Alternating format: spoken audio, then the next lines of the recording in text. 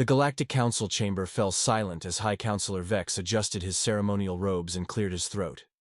Representatives from over 300 advanced civilizations sat in tiered seating around the massive hall, their attention fixed on the holographic display at the center. "The findings are conclusive," Vex announced, his voice amplified throughout the chamber. "After extensive observation and analysis, humans from Earth are classified as a Category 4 species, technologically primitive, genetically limited, and psychologically unstable." A murmur of agreement rippled through the assembly.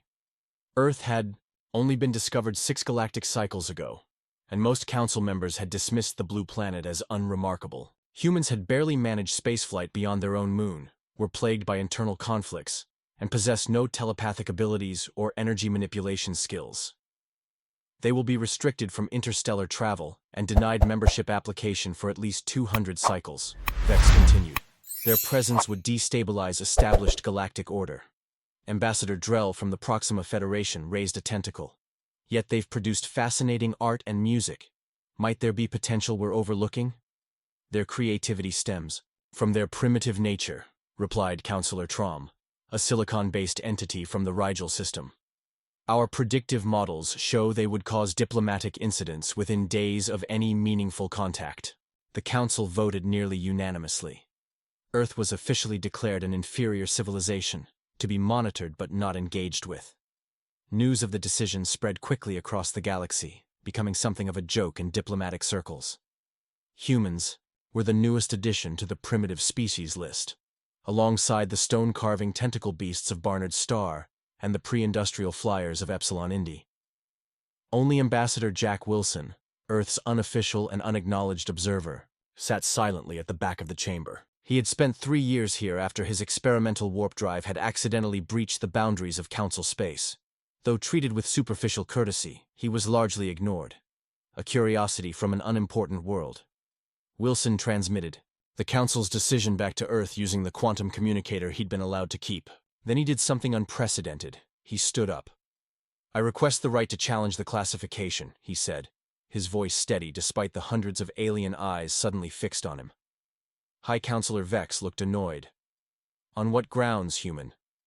"On the grounds that you've made no actual test of our capabilities," Wilson replied. "You've observed us from afar and made assumptions. According to your own Charter of Civilizations, Article 7, any species has the right to demonstrate their worth through the trial of valor." The chamber erupted in shocked whispers. The trial of valor was an ancient provision, rarely invoked. It allowed representatives of classified species to undertake dangerous missions to prove their civilization's value. "You would risk your life on this?" asked Vex, genuinely surprised. Wilson nodded.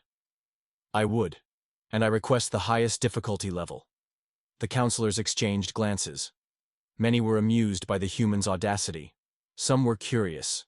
A few were concerned about the potential diplomatic complications. "Very well," Vex finally said. "You will undertake the Omega-level trial. Report to the staging area tomorrow. When you fail, and you will fail, your species classification will be permanent for 500 cycles, not 200. Wilson bowed slightly. "Thank you, Counselor." As he left the chamber, Wilson heard the laughter and dismissive comments. He ignored them. Back in his small quarters, he opened a secure channel to Earth's secret interstellar command. "They took the bait," he reported. "Operation Underdog is a go." The response was immediate. "Understood. Teams Delta and Echo are standing by. Show them what humanity is really capable of." The Omega-level trial was designed to be impossible. No species had ever passed it. It was merely symbolic, a way for the Council to appear fair while ensuring upstart civilizations stayed in their place. Wilson stood in the cavernous preparation chamber, surrounded by representatives from various Council species who had come to witness the humans' inevitable failure. The chamber's walls displayed the 3 challenges he would face: retrieving data crystals from the heart of a neutron star's magnetic field, negotiating peace between the warring hive minds of Deneb, and surviving the deadly maze of Proxima, Centauri B's abandoned precursor ruins. Each challenge alone would be formidable, explained Administrator Krell, a tall, gray-skinned being who seemed genuinely sympathetic. Together, they are designed to demonstrate the full spectrum of advanced capabilities a worthy species should possess. Technological mastery, diplomatic acumen, and survival instinct. You have 30 standard days. Wilson nodded calmly. I understand. You may select a council-approved vessel and standard equipment package, Krell continued, gesturing to a holographic catalog. Actually, Wilson said, my government has requested permission to use our own ship. Article 12 of the trial protocols permits this. Krell looked surprised but checked the regulations. Correct. Though I doubt your primitive vessel will. It's arriving now, Wilson interrupted, pointing to a notification on the docking display. The observation window polarized as a small, unremarkable-looking craft entered the station's hangar. Council. Representatives crowded around, some laughing at its crude appearance. That's your advanced technology? Sneered a representative from the Arcturus hegemony. It looks barely capable of sublight travel. Wilson smiled. Appearances can be deceiving. Once aboard his ship, Wilson activated the quantum communicator. Control, this is Wilson. Phase 1 complete. Excellent, replied Director Hayes from Earth's Hidden Command Center. Your support teams are in position throughout Council space. Remember, this isn't just about passing their test. It's about changing their perception completely. Understood, Wilson replied. Has Professor Collins finished the modifications to the neutron field generator? Yes. The specialized shield will hold for approximately 20 minutes. More than enough time to retrieve the data crystals. And the Deneb diplomatic package? Ready. Our xenopsychologists have been studying the hive minds for months. The synthesized pheromone language translator should give you an edge they won't expect. Wilson checked his equipment one last time. What about the ruins? Our intelligence was limited. We've deployed nanoprobes throughout the maze. By the time you arrive, we'll have a complete map and have identified all the traps. Team Echo is already neutralizing the most dangerous ones. The ship's AI announced departure clearance. Wilson settled into the pilot's seat as the craft smoothly exited the station. Council observers monitored his departure with amusement, convinced they were witnessing a feudal gesture from a primitive species. None noticed the slight shimmer as the ship's true capabilities came online, nor did they detect the dozen stealth satellites Wilson's ship had deployed around the station. As he plotted course for the neutron star, Wilson reflected on the irony of the situation. For 50 years, humanity had known about the Galactic Council through captured alien technology and covert operations.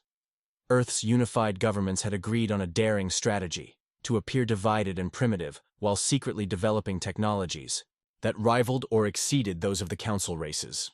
The neutron star loomed ahead. Wilson activated the specialized shielding that Earth scientists had developed, technology that the Council believed impossible for primitive humans. Let's show them what inferior really means, he murmured, as his ship plunged toward the deadly magnetic field. The Council observation chamber fell silent as Wilson's ship emerged unscathed from the neutron star's corona. Data crystals secured. What should have been impossible had been accomplished in under 4 hours. There must be some mistake, High Counselor Vex insisted, watching the footage for the 3rd time. Perhaps the magnetic field was experiencing a temporary fluctuation. All readings were at maximum intensity, reported the technical advisor, a cybernetically enhanced being from Tau Ceti. The human vessel employed a shielding technology we've never encountered before. Ambassador Drell's tentacles twitched nervously. One success could be luck. The diplomatic challenge will surely prove impossible for such an emotionally volatile species. At that moment, Wilson's ship was entering orbit around Deneb 4, home to 2 warring hive minds that had been locked in conflict for centuries. The crystalline Voth and the fungal Nyx controlled opposite hemispheres of the planet, their psychic battles creating deadly energy storms along the equatorial boundary. Council diplomats had attempted mediation 17 times over 300 years, all without success. Wilson was given 3 days to achieve what the galaxy's most accomplished negotiators could not. He spent the first day simply listening, using Earth's secretly developed pheromone language translator to absorb the complex chemical communications of both species. By the second day, he had identified the core misunderstanding, a fundamental difference in how each hive mind perceived time itself. The conflict isn't about territory or resources, Wilson explained during his scheduled update to the Council. It's about temporal perception. The Voth experience time linearly, while the Nyx experience past, present, and future simultaneously. They've been talking past each other for centuries. And how does this insight help? Asked a skeptical Counselor Trom. Wilson smiled. I've developed a translation matrix that converts their communications into a mutually understandable framework. The Council observers watched in astonishment as Wilson facilitated the first productive dialogue between the hive minds in centuries. By the end of the third day, the energy storms along the equator had diminished as a preliminary agreement took shape. Impossible, whispered Vex. Completely impossible. While the Council reeled from Wilson's second success, Earth's hidden operatives continued their work throughout Council space. In orbital platforms and remote outposts, on commerce vessels and diplomatic shuttles, humans who had been positioned years earlier as disguised maintenance workers, traders, and servants were gathering intelligence and preparing for the final phase. Meanwhile, Wilson approached the abandoned ruins on Proxima Centauri B, a labyrinthine complex left by an extinct precursor race, filled with deadly traps and unstable technology. The maze constantly reconfigured itself through quantum fluctuations, making each journey unique and unpredictable.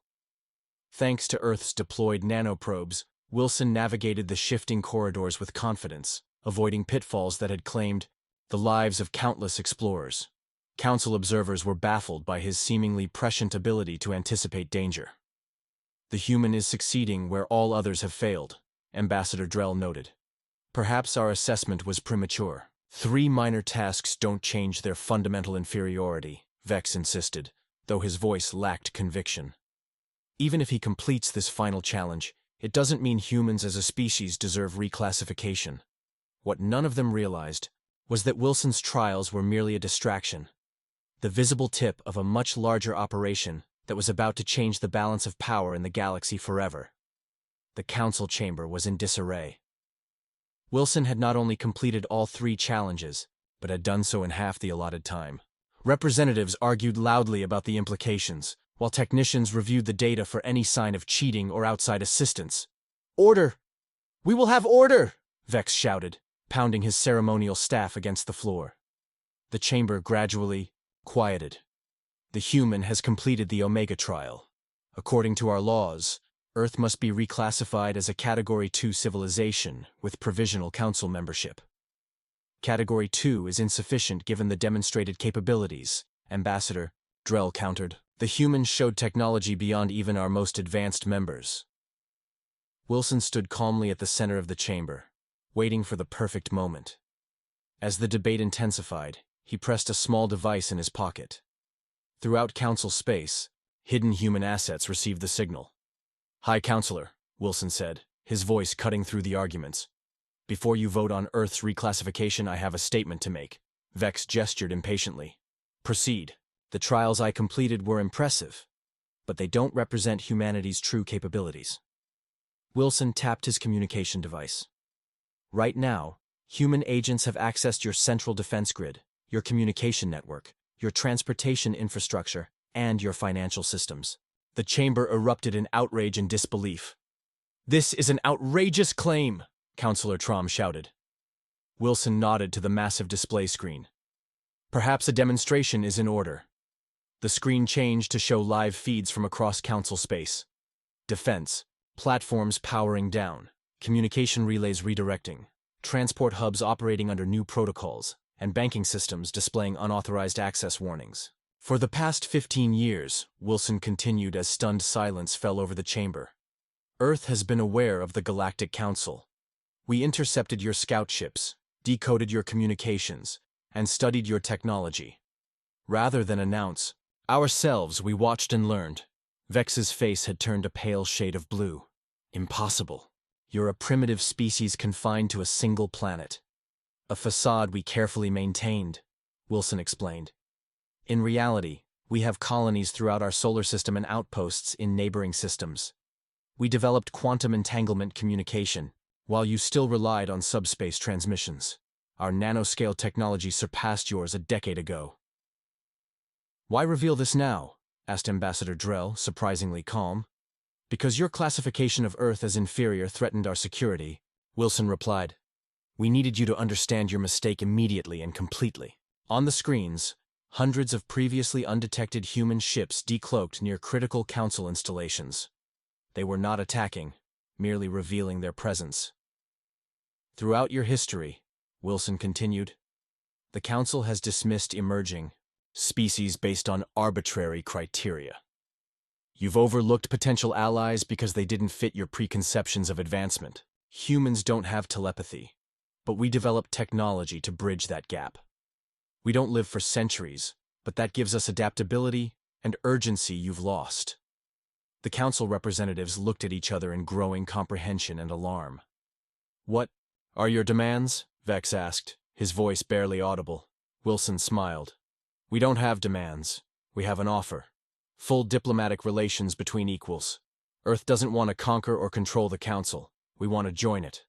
But as partners, not as subordinates. As proof of goodwill, human operators began withdrawing from Council systems, leaving behind only evidence that they had been there, and could return if necessary. Consider this a gesture of peaceful intentions, Wilson said. We could have done incalculable damage, but chose not to. That's the true measure of an advanced civilization. The Council chamber remained silent as the implications sank in. The galaxy had just become a much different place. 3 months after Wilson's revelation, the Galactic Council convened an emergency summit on neutral territory, a space station, orbiting a binary star system between Earth and Council space. The station's design was a collaboration between human and Council architects, symbolizing the new relationship being negotiated.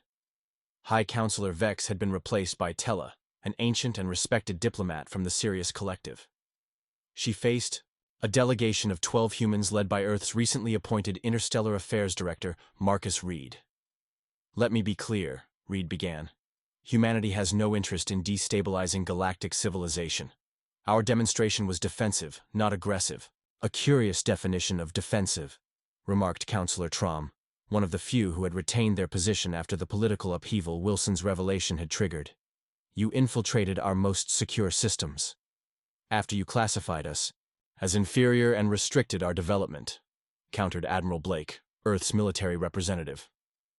Our intelligence indicated several Council races were discussing whether to implement containment protocols on our system. Uncomfortable silence followed this accurate assessment. Several junior species had indeed advocated for energy barriers around Sol to protect galactic stability from human unpredictability. What assurances do we have that you won't use your capabilities against Council worlds? Asked Ambassador Drell, whose honest reaction during the crisis had earned humanity's respect. Reed nodded to Dr. Ellie Morgan, Earth's leading xenotechnologist. She activated a holographic display showing a complex network of interconnected systems.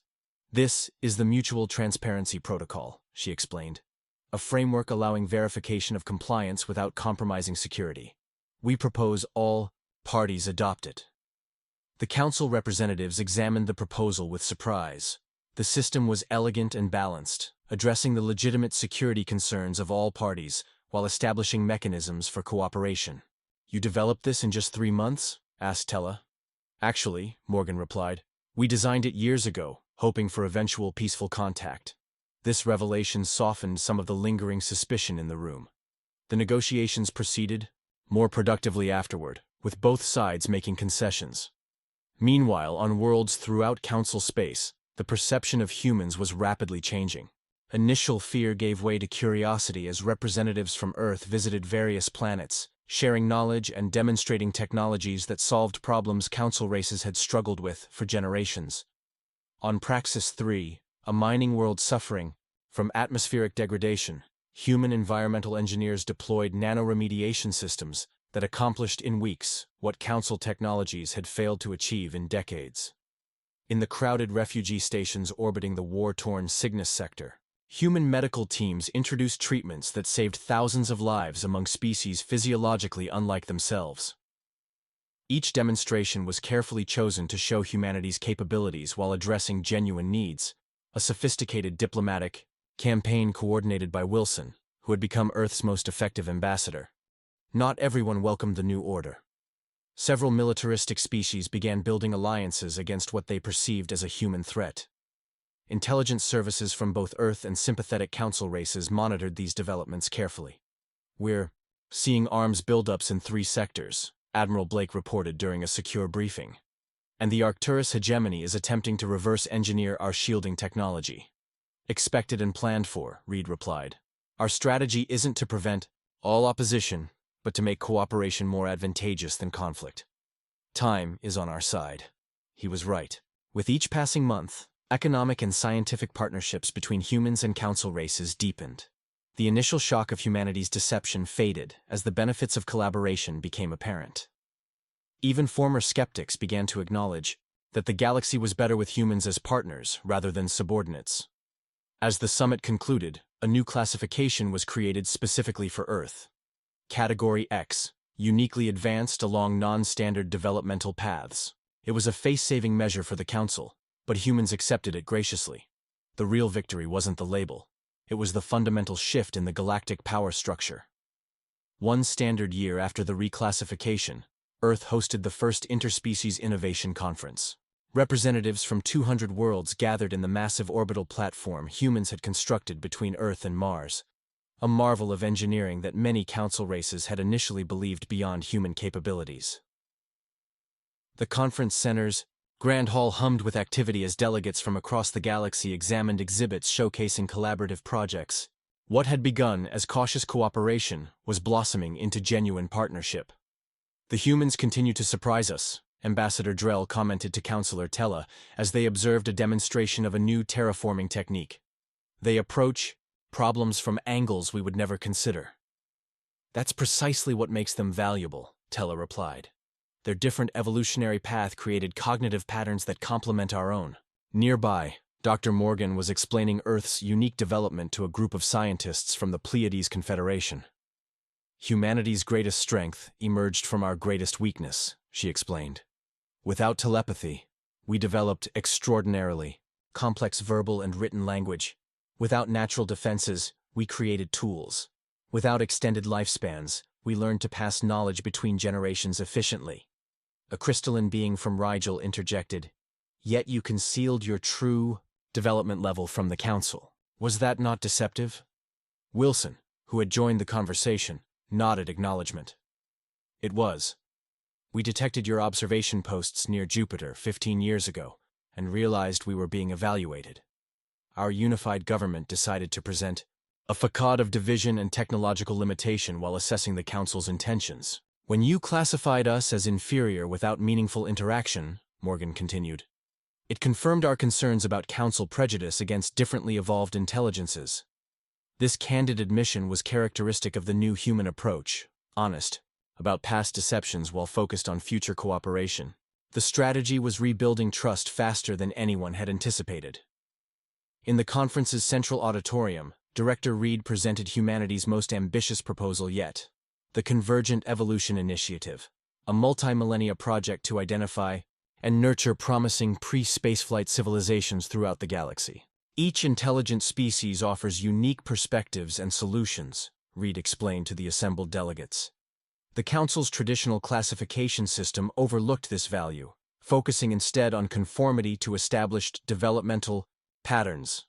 The proposal included significant reforms to the first contact protocols and classification standards. Many conservative council members initially resisted, but support grew as humans demonstrated the practical benefits of their approach. On the fringes of council space, joint human-alien expeditions were already implementing these principles, making contact with species previously dismissed as unworthy of attention. The results were proving Reed's point. Several of these primitive civilizations possessed unique insights that benefited the broader galactic community. Not all developments were peaceful. The militant faction led by the Arcturus hegemony had grown increasingly hostile, conducting covert operations against human interests and spreading anti-human propaganda throughout their sphere of influence. Earth's intelligence services monitored these activities but avoided direct confrontation, following a strategic doctrine that prioritized winning allies over defeating enemies. The approach was working. For every world that joined the anti-human coalition, 5 aligned themselves with Earth and its council partners. The shifting balance of power became evident when the hegemony attempted to seize a resource-rich system along a disputed border. They expected minimal resistance from the local population, a species of aquatic sentience with limited space capability. Instead, they encountered sophisticated defense systems and a well-organized response. The humans provided technology and training, a captured hegemony commander reported to his superiors, but the Aquari themselves fought with extraordinary skill and determination. It's as if the humans have taught them to think differently. This was precisely what had happened. Rather than fighting the hegemony's battles, humans had empowered others to protect themselves, creating a network of self-sufficient allies rather than dependencies. As the conference concluded, Director Reed and Counselor Tella signed the Convergent Evolution Charter, formalizing the new approach to galactic cooperation. It was a historic moment that signaled a fundamental transformation in interstellar relations. "We've come a long way from being classified as inferior," Wilson remarked to Reed as they watched the signing ceremony. Reed smiled. "The classification was never the problem. It was the thinking behind it. That's what we're really changing." 5 years after Earth's reclassification, the Galactic Council chamber looked markedly different. The hierarchical seating had been replaced by a circular arrangement where all delegates sat at the same level. Species formerly excluded now participated, fully in debates, bringing fresh perspectives to ancient institutions. High Counselor Tella opened the historic session with a formal acknowledgement. "Today, we recognize that the Council's greatest error was not in misjudging human capabilities, but in creating a system that valued conformity over diversity. The reforms we implement today correct that mistake." The reforms were comprehensive, restructuring everything from first contact protocols to technological exchange programs. At their core was the recognition that different evolutionary paths could produce equally valid forms of intelligence and civilization. Wilson, now serving as Earth's permanent representative to the Council, listened with satisfaction. The changes exceeded what humanity had initially hoped to achieve. The most dramatic transformation had occurred in the Arcturus sector. After years of tension, the hegemony's leadership had been overthrown in a popular uprising.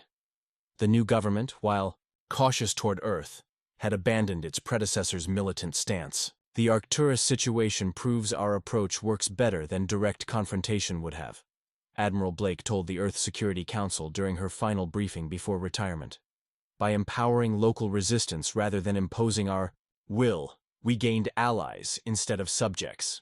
This philosophy, enhancing others rather than controlling them, had become Earth's diplomatic signature. Human experts served throughout Council space not as rulers, but as advisors, helping diverse species develop solutions tailored to their unique needs and abilities. The strategy had yielded unprecedented results. Technological advancement accelerated across all civilizations as innovations from different evolutionary perspectives cross-pollinated. Cultural exchange flourished, producing new art forms and philosophical traditions that blended diverse cognitive approaches. Most significantly, 17 previously overlooked species had joined the Council, each bringing unique contributions. The aquatic Aquari had revolutionized underwater habitat design. The methane-breathing Torvi had developed novel approaches to terraforming hostile environments. The collective conscious Vril had transformed understanding of neural networks and artificial intelligence. "We were wrong about you, Ambassador," Drell told Wilson during a private moment at the Reformed Council's first anniversary celebration. "Not just about human capabilities, but about your intentions." Wilson smiled. "Many on Earth wanted to use our advantage for dominance when we discovered we were being monitored and judged. Better heads prevailed." "What convinced them otherwise?" Drell asked. "History," Wilson replied. "Our own past showed that domination breeds resistance, while cooperation builds lasting strength. We learned that lesson through centuries of conflict among ourselves." This insight, that diversity within unity created resilience, had become the cornerstone of the new galactic order. Former adversaries now collaborated on challenges that threatened all sentient life. The expanding dead zones caused by ancient weaponry at the galaxy's core. The approaching intergalactic nomads whose technological development had taken paths no Council species recognized. the quantum instabilities that periodically collapsed habitable regions into pocket dimensions. 5. Decades after Earth's dramatic entrance into galactic politics, humanity's status had evolved from parity to genuine respect. The Council's initial declaration of human inferiority had become a historical footnote, remembered primarily as the catalyst for reforms that strengthened civilization throughout the galaxy. In the Great Archive of Histories on Centauri Prime, the definitive account of this transformation concluded with words that would be studied by countless species for millennia to come. The true measure of an advanced civilization is not its technology, lifespan, or psychic abilities. It is the wisdom to recognize value in difference, the humility to learn from others, and the courage to change when proven wrong. In judging humans inferior, the Council revealed its own limitations. In acknowledging that error, it found its greatest strength. As new challenges emerged and further transformations occurred, this principle, that diversity of thought and evolution created resilience, remained the enduring legacy of the time. When the Galactic Council declared humans inferior, and regretted it immediately,